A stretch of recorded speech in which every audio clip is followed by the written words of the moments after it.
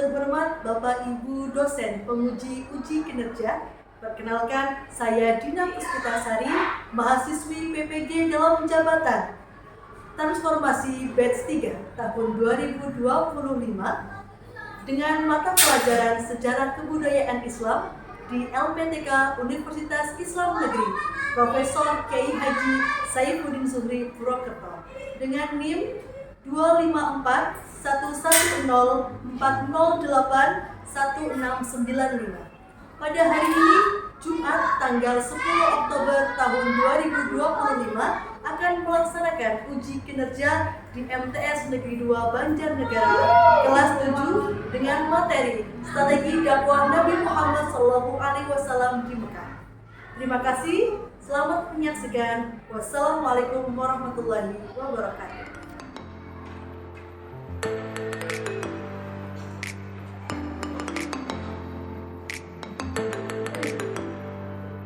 Yaman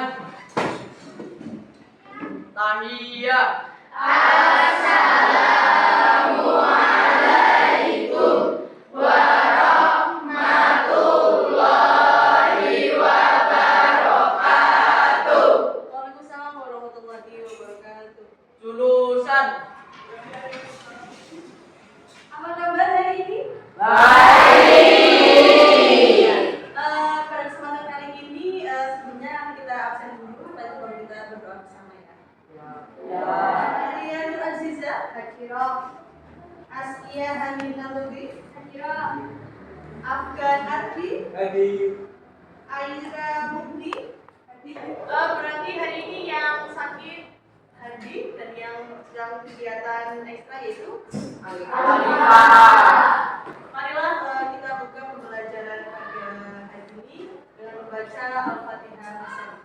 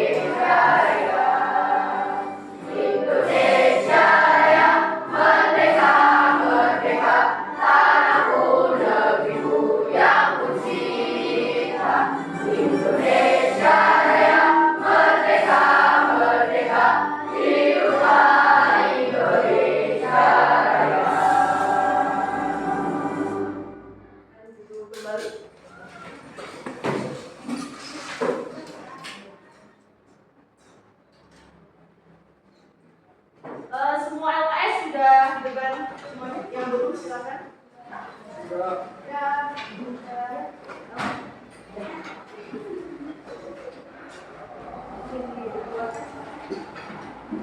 Pada minggu lalu kita belajar terkait dengan apa? Minggu lalu? Kondisi masyarakat Arab Sekutu Islam dalam materi dakwah Nabi Muhammad di kota Mekah. Nah, pada hari ini kita akan ke bab selanjutnya, yaitu bab apa? Ada yang udah belajar tadi malam?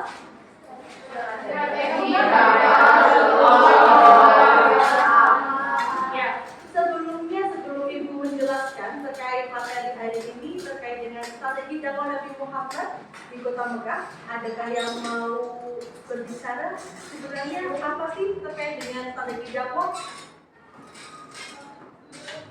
Barangkali tadi malam udah belajar kan katanya. Nah, coba siapa yang udah tahu apa sebenarnya strategi? Silakan majukan tangan. Sudah dibaca belum? Sudah, tapi lupa. Sebelumnya kita lihat dulu terkait dengan video strategi dakwah Nabi Muhammad SAW. Dicermati.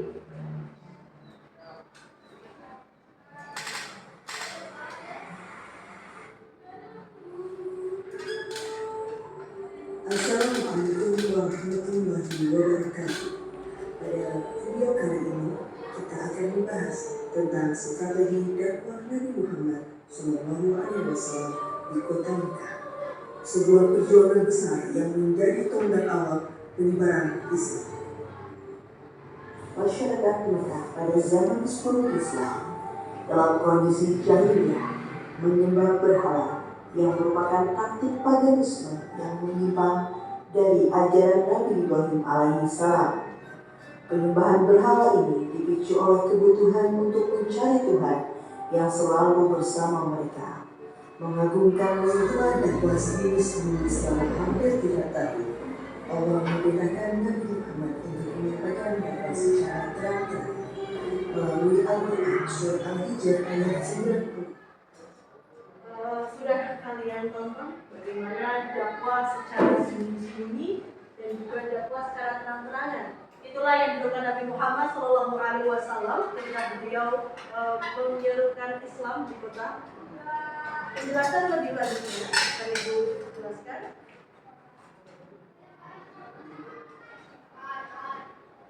Sebenarnya apa itu strategi dakwah Nabi Muhammad?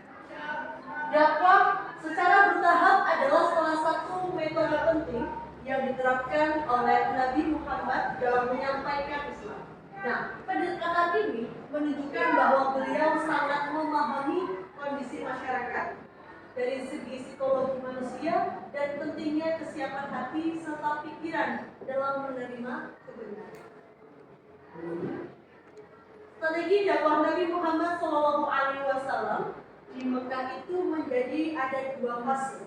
Yang pertama dakwah secara sembunyi-sembunyi dan yang kedua adalah dakwah secara terang-terangan. Nah, yang dimulai dari keluarganya, kerabatnya, orang-orang terdekat beliau, hingga akhirnya beliau mampu dakwah secara terang-terangan yang dilakukan setelah mendapatkan perintah dari Allah Subhanahu wa Ta'ala, di mana beliau menyampaikan ajaran Islam kepada para umatnya dan masyarakat Mekah secara lebih luas. Al-Mudaththir ayat 1 sampai. Ada yang membacakan? Al-Mudaththir. Aulia, baca Aulia.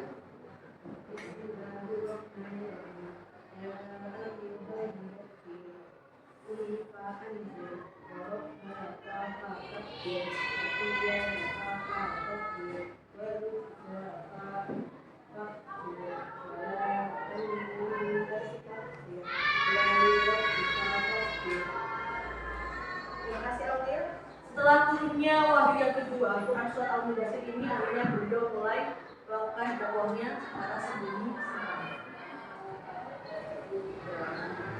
Oke, Aulia coba berdiri Aulia.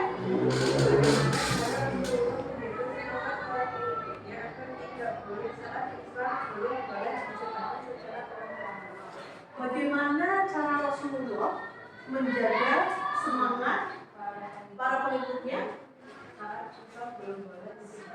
saat Islam belum boleh disebarkan secara luas? Nah, tentunya dalam memberikan fondasi kepada orang-orang yang sudah terlebih dahulu memeluk agama Islam, ditekankan lagi terkait dengan ilmu tauhid. Bagaimana tauhid ini adalah kita harus menyembah hanya itu, bisa akan bertahan dan akan memperluas semangatnya seperti itu. Karena tentunya orang yang berjalan di jalannya Allah pasti akan mendapatkan balasan yang Kasih dia, ada lagi yang bertanya terkait dakwah secara sendiri, dakwah secara terang-terangan. Apakah ibu yang gantian bertanya? Ada yang bertanya tidak? Oh tidak. Ada lagi. Sepertinya ibu lihat sudah mulai ngantuk gitu kan? Coba berdiri. Kita harus membangkitkan semangat anak-anak tujuan. Udah gimana Yun? Udah gerakan-gerakan? Hari ini ada semangat itu ada ini. Nyat. Tabur semangat.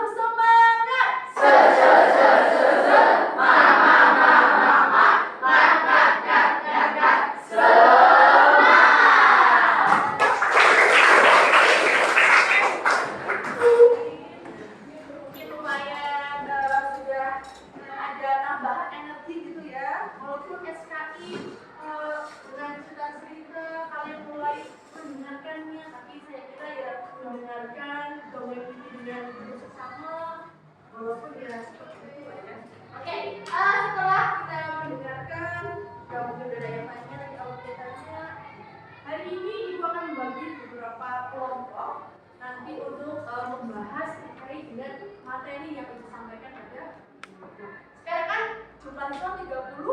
Nah, yang mau berangkat tadi berapa?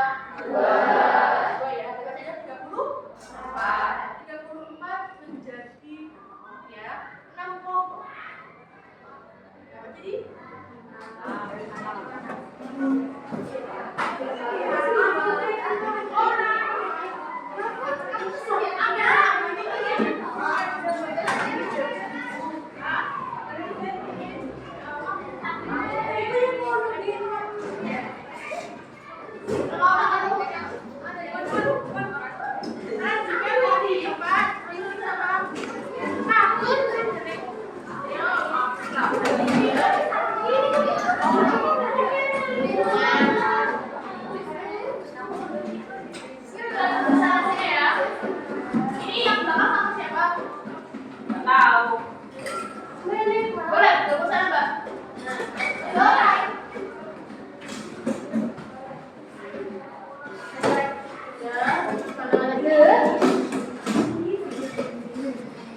Ibu bagikan tugas kelompok kalian ini.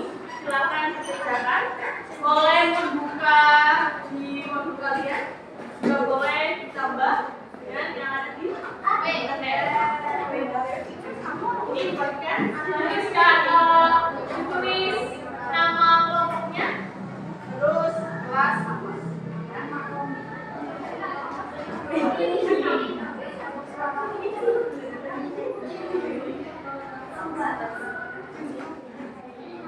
Kelompok 3 itu yang cowok, ini kelompok 4, kelompok 5, kelompok 6. Silakan ada yang jadi yang nulis, ada yang mencari jawabannya. Ya, boleh.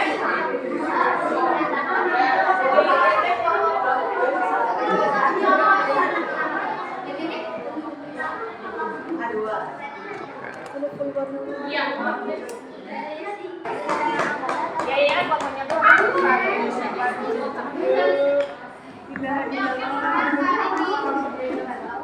Tulis dulu sebenarnya. Nah, ini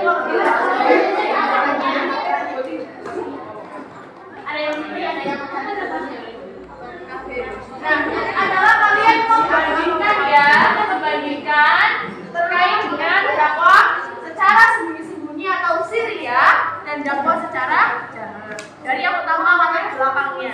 Yang membedakan apa sih? Secara Syria sama jahat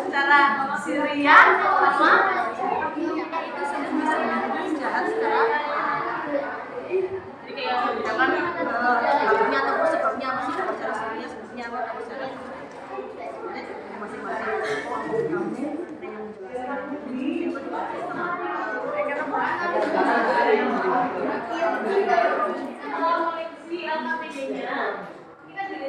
analisis ulang oleh terdakwa Nabi Muhammad dengan kondisi tabel perbandingan berikut. Masih ingat tadi apa itu dakwa Syria? Dakwa secara Sembunyi-sembunyi. dakwa secara jahat Terang-terang. Itu kan satu aspek ya. Ini belakang. Jadi sebab-sebab dari dakwa secara Syria itu apa? Sebab dakwa secara jahat itu apa? Seperti itu.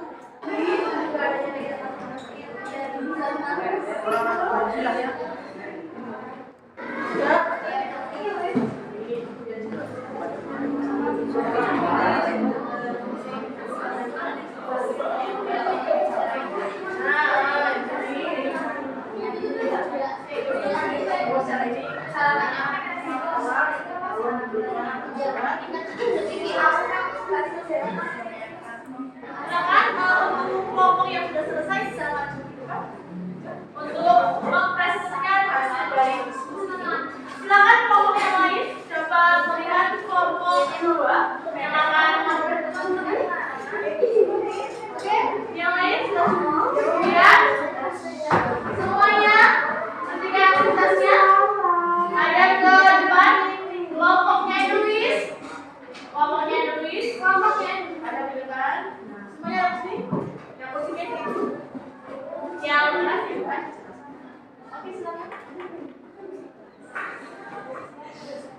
Assalamualaikum warahmatullahi wabarakatuh. Waalaikumsalam warahmatullahi wabarakatuh. Kami dari kelompok 2 akan mempresentasikan hasil analisa dan pendapat Nabi Muhammad SAW di Makkah. Aspek perbandingan latar belakang secara dakwah Syria. Masyarakat Makkah masih mengenal ajaran tauhid, jadi dakwah dilakukan secara rahasia untuk melindungi pengikut awal. Secara dakwah jahat. Setelah jumlah pengikut kuat, Rasulullah mulai berdakwah terbuka agar Islam dikenal luas. Aspek perbandingan jangka waktu dakwah Syria berlangsung selama 3 tahun. Saya mau ditanyakan. Silakan dari kelompok lain. 1, 2, 3, 4, 5 wes orang anak ya. Wassalamualaikum. Ayo kelompok yang lain menanggapi kelompok 2. Silakan. Ayo. Ya, silakan kita berdiri. Disebutkan namanya. Oke. Saya ingin bertanya, mengapa Nabi Muhammad SAW memilih untuk melakukan dakwah secara Syria pada awal kenabiannya? Karena masyarakat Mekah masih menentang keras agama tauhid, jadi ya secara rahasia untuk menjadi pengikut awal. Gimana tanya kamu? Mas? Oke. Ada lagi? Satu lagi yang bertanya? Tidak ada? Cukup? Oke, kita aplaus untuk kelompok 2. Assalamualaikum warahmatullahi wabarakatuh. Waalaikumsalam warahmatullahi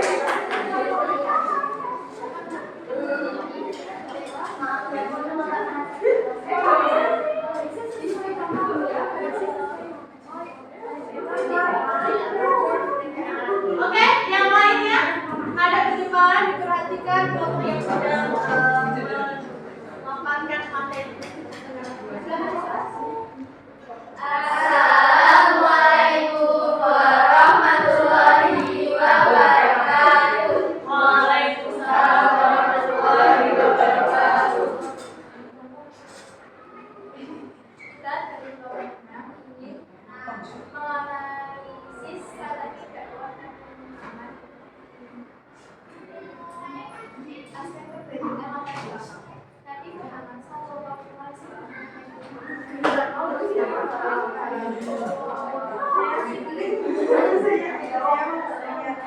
Bagaimana pemilihan sasaran dakwah awal membantu memperkuat fondasi umat Islam? Bagaimana pemilihan sasaran dakwah awal membantu memperkuat fondasi umat Islam? Bagaimana awal pemilihan fondasi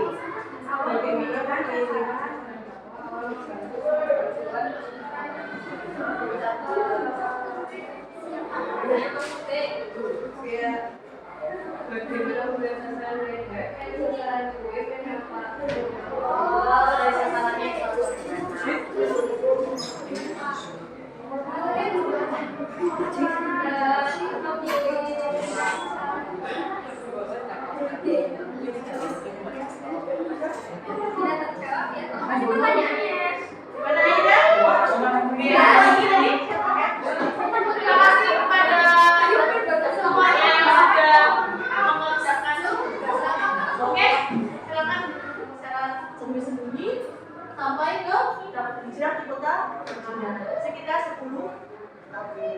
Terus sasaran dakwahnya tadi apa? Kalau dakwah secara Syria, berarti beliau adalah kepada orang-orang terdekatnya terlebih dahulu, keluarganya, sahabatnya. Sedangkan serangan adalah kepada masyarakat yang lebih luas. Kemudian setelah itu adalah metodenya.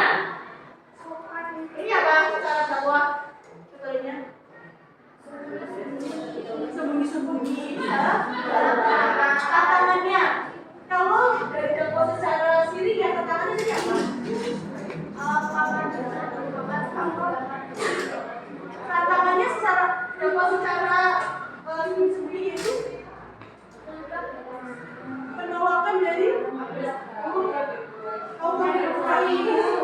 Apakah sama dengan yang harus dakwah ini? Sama. Tapi lagi kalau secara terang-terangan lah, pamannya sendiri sangat menolak dakwah. Hasil yang dicapai dakwah secara sembunyi terbentuk kelompok muslim yang lebih kuat dari awalnya fondasinya ya. Kemudian yang ini adalah Islam mulai dibina oleh masyarakat. Nah, demikian tadi adalah pembahasan materi kita untuk hari ini, dakwah secara sembunyi-sembunyi dan dakwah secara terang-terangan. Nah, diharapkan kalian dapat memahaminya. Nah, nanti untuk tugas di rumah Ibu bagikan ini, silakan sudah dikerjakan di rumah sebagai tugas ini.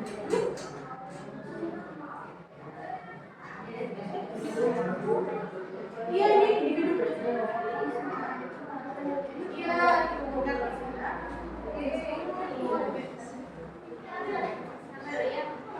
Nanti untuk tugas ini bisa dikumpulkan setelahnya kalau pelajari di silakan mungkin nanti presiden diperbaiki lagi. Oke, biasa